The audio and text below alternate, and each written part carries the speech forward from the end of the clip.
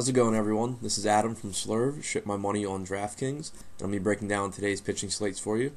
Both sites have the slate split up into two 7-game slates, so I'll go through each of them individually. On both of them, I think the pitching is just pretty rough in general.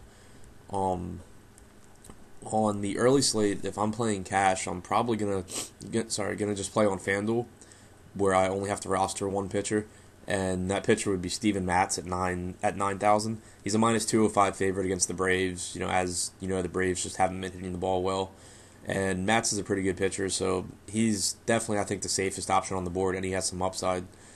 I think he'll be the most popular, but I don't mind them for tournaments either, especially on DraftKings where you have to have two pitchers.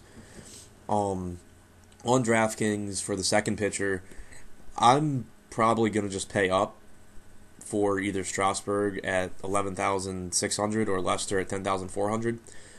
Right now, I'm actually leaning towards Strasburg, and the reason is that neither one is in an ideal matchup. Like, both pitchers, stand on their own, and they're rosterable in pretty much any matchup. But Kansas City, doesn't strike out a lot. They only strike out about 19% of the time against right-handed pitching this year, and they're pretty league average offense, hitting-wise. And the Pirates strike out a little bit more against lefties, around 22%, but they hit them much better also. So far this year, they have a 401 WOBA, 150 WRC+, which obviously it's early in the year, but they're also a team that you would expect to hit lefties well with all the right-handed power that they have. So I'm leaning towards Strasburg just because he's $1,200 more than Lester. So I would assume, it's something that I'll monitor throughout the day, but I would assume that Lester is going to be higher owned than Strasburg by a decent amount, just because people don't target pitchers against the Royals. So it's not like they're going to look at Strasburg and think he has an easier matchup. And so they're probably going to just save the $1,200 and take Lester with Matz. So I would prefer Strasburg for tournaments just because I think I'm going to get a discount on ownership. And he's just been pitching so well this year. Home, on the road, doesn't matter. He's striking out almost 30% of batters, and he's just been really, really good. So the only two pitchers that I'll probably roster on DraftKings are Strasburg and Matz, with maybe a little bit of John Lester mixed in. On FanDuel, I think all three of those pitchers are in play. Lester and Strasburg are priced even closer together, so I don't know what the ownership will be like there. I think people still prefer Lester, but I think honestly Matz will just be super highly owned at 9,000. So in tournaments, I guess I would kind of want to either go to Strasburg or Lester just because Matz is going to be so highly owned. One other option just on FanDuel that I like is Sean Manaea at 5,900 going up against the Mariners.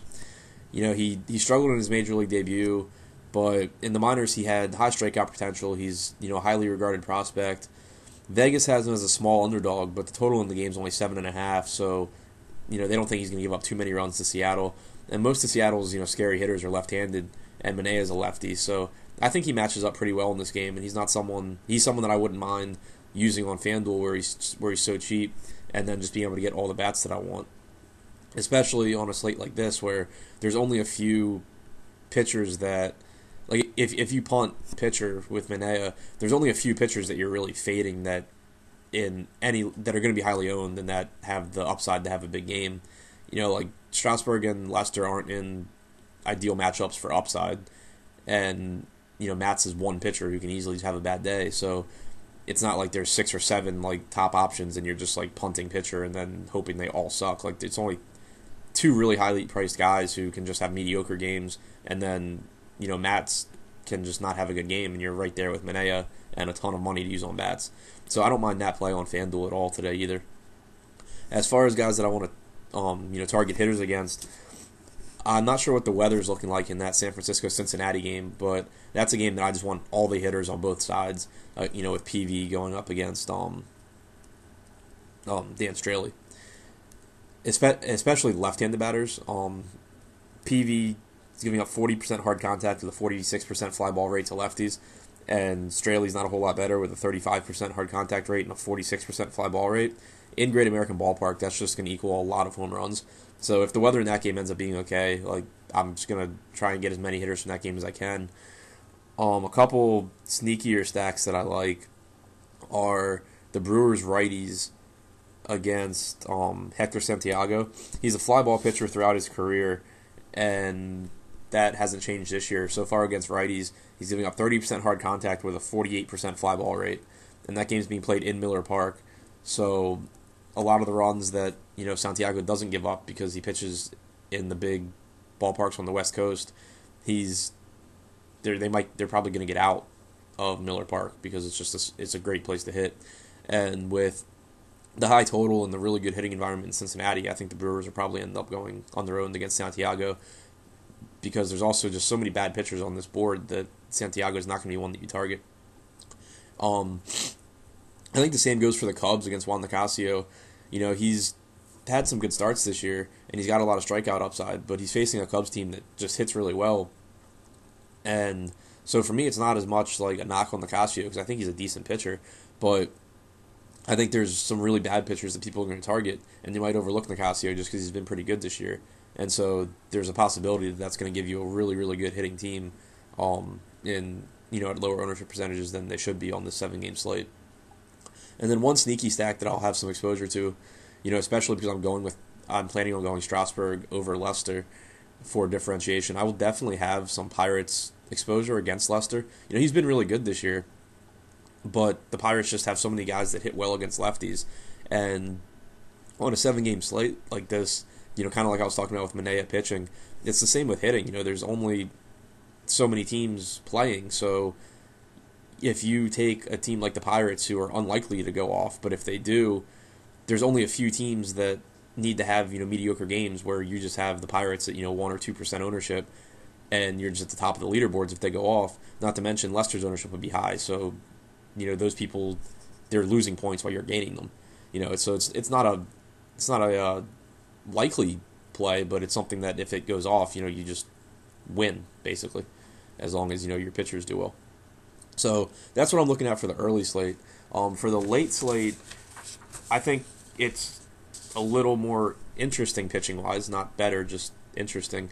You have two top options. On DraftKings, the pricing is really weird. Jose Fernandez is, on FanDuel, Felix Hernandez is the most highly priced pitcher. I'm not touching him. He just hasn't looked good this year. Jose Fernandez is highly priced on both sites. 11,200 on DraftKings, 10,800 on FanDuel. On this slate, I don't mind him just because he has so much strikeout upside. The issue with him is he hasn't gone more than 6 innings yet this year. So, the upside's there, but I don't know that the, huge upside's there because if he's striking out a ton of guys, he's just not going to go deep in the game. But on DraftKings, Drew Smyly is priced way too high at 10,900. I'm really interested to try and figure out throughout the day where people are going to go. If they're going to go Fernandez or Smyly. Neither one is in a great matchup as far as the other team striking out a lot. The Dodgers strike out around 19-20% of the time against lefties, and it's the same for the Diamondbacks against righties. So I'm probably going to just end up rostering whichever one I think is going to be lower owned on DraftKings. On FanDuel, I love Drew Smyly. He's priced at 8,700. I think he's going to be really popular, but I just don't really care. There's just not, on the late slate, there's just not mid-range options that I find interesting, at all. So I'm probably going to just try and differentiate with my hitters as opposed to my pitchers. That being said, on DraftKings, where you have to have the second pitcher, I am strongly considering punting with Adam Morgan at 4,800. I mean, it's not something that I would feel confident in, but all the mid-range guys, I just wouldn't be surprised if they all just end up with mediocre to bad outings. And not that I expect a whole lot more out of Morgan, but in 3 minor league starts this year, he was striking out over 10 guys, per 9 innings. And in his first start of the year against the Indians, he got, hit a little. He got hit, but he struck out 7 guys in 5 innings. So at 4,800, that's basically an expensive bat, so you can put him in. He's facing the Cardinals, who, last year they were terrible against lefties. This year they've been better, but their strikeout rate has stayed about the same, in that 23 to 24% range. So, and it's at Busch Stadium instead of Philadelphia. So, I mean, he's definitely got, some upside, especially at his price. And if you pair him with, Smiley or Fernandez, then you're just be able to get, all the hitters you want. And one other guy that I really like, I think he's in play on both sides. I just really like him on DraftKings. I think he's underpriced at 6,400. Is Aaron Sanchez going against Texas? His strikeout rate has jumped so far this year. Last year it was around 17, 18%. This year it's up around between 22 and 23%. Texas strikes out about 19% of the time.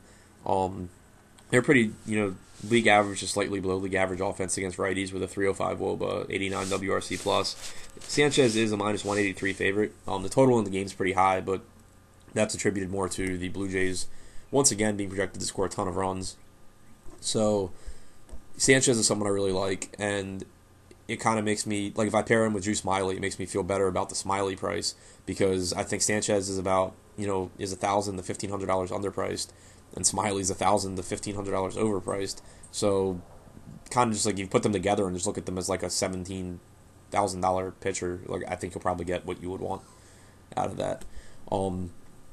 As far as hitters go, Toronto, I think, is just in a great spot again against Colby Lewis. Fly ball pitcher in the Rogers Center, gives up a lot of hard contact to the righties. So far this year he's at 36% hard contact rate with a 54% fly ball rate versus righties. It's just a great matchup for the Blue Jays, and I'm hoping that they'll be a little bit lower owned since they've burned people really badly the last 2 days. They're not going to be in a slump all season long, so I'm kind of just waiting until I get the idea that everyone isn't going back to the well, and then I'll just be all over the Blue Jays. I don't know if that'll be today or not, but I'm hoping that it is, because this is a really good matchup for them. I also like the Boston Red Sox against Rodon. I don't think that'll be highly owned because there's just a lot of bad pitchers on this slate, and Rodon has, he's talented, but he's very inconsistent. The Red Sox haven't been hitting lefties well this year, but last year they hit them really well. Guys on their team individually hit well. I was on Quintana yesterday, but I think today is a day that the Red Sox could easily finally break out against lefties. Rodon just struggles with his command. So far this year against righties, he's walked over 12%. The Red Sox are a pretty patient team. They don't swing in a lot of bad pitches usually. So I think this is just a matchup where Rodon could get in a lot of trouble. And then I also like Houston against Phil Hughes. Again, I don't know that people target Hughes that much because that Astros bats are generally pretty expensive, and Hughes doesn't jump off the page as one of the worst pitchers on the slate. But he is going to be facing a very right-handed heavy Astros team, and so far this year he's given up 35% hard contact with a 37% fly ball rate against righties. Going to be in Minute Maid Park, so it's just a great place to hit, and it's just a matchup where I think he's going to get in a lot of trouble against Houston, and I don't think people will play Houston that heavily, especially after the last couple of days where they've been in really good matchups and still been low owned. So, Houston and Boston I think are a couple stacks that'll probably go under the radar, and then Toronto is just my favorite stack. They're projected to score a ton of runs, and I'm hoping that people will be off them a little bit.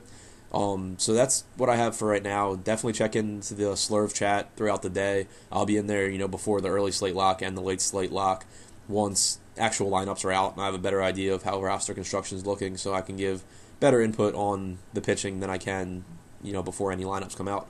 So good luck today, guys.